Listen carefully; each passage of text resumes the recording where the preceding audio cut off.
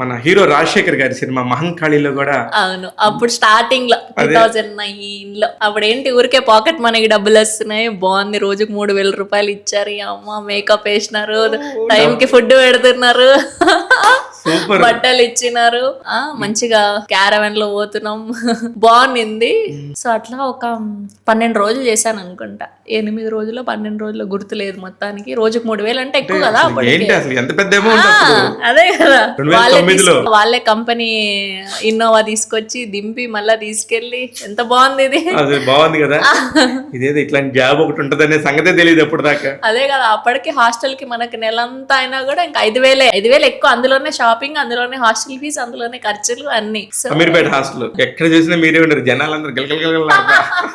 అమ్మ అదో ప్రపంచం. అవును, దాని తర్వాత డ్రాప్ అవ్వడం, లవ్ వల్ల, మ్యారేజ్ వల్ల. లవ్ లో బెస్ట్ మూమెంట్స్ అంటే బాబు పుట్టడం. Of course, what is the best surprise మీ ఆయన నీకు ఇచ్చిన సర్ప్రైజ్? ముందు నుంచే నాకు ఫుల్ బట్టలు పిచ్చి, ఫ్యాషన్ డిజైనర్ కదా. బట్టలు పిచ్చి. సో పాపం అది లేట్ గా అయినా సరే, అప్పట్లో డీజిల్ అని కొత్తగా వచ్చింది అనమాట, కొత్తగా పెట్టారు. ఇప్పుడు ఇక్కడ ఉంది కదా Banjara hills, Jubilee hills diesel store. చాలా పెద్ద స్టోర్, చాలా పెద్ద స్టోర్. నేను అప్పటికే ఎక్కడో చూస్తున్నాను ఆన్లైన్ లో, అది కావాలని నా బర్త్డే కాయన అప్పటికే 16,000 రూపాయలేమో జీన్స్ ప్యాంట్ తీసుకొచ్చి ఇచ్చారు. అప్పటికి 16,000 అంటే ఎక్కువే కదా, పెద్ద లవ్వే.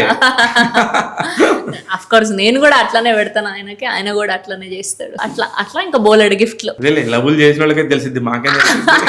సో ఎప్పటికి ఇద్దరు సైడ్ నుంచి ఎఫర్ట్స్ ఉంటేనే బాగుంటది, ఏ రిలేషన్షిప్ అయినా, అటు సైడ్ నుంచి ఇటు సైడ్ నుంచి. అది బిజినెస్ అయి ఉండొచ్చు, ఫ్యామిలీ అయి ఉండొచ్చు, ఫ్రెండ్షిప్ అయి ఉండొచ్చు, లవ్ అయి ఉండొచ్చు, ఎనీ రిలేషన్షిప్ బోత్ సైడ్స్ ఉండాలి. ఒకళ్ళే ఎంతసేపు కొడితే ఏమొస్తుంది? అదే వెరీ నైస్.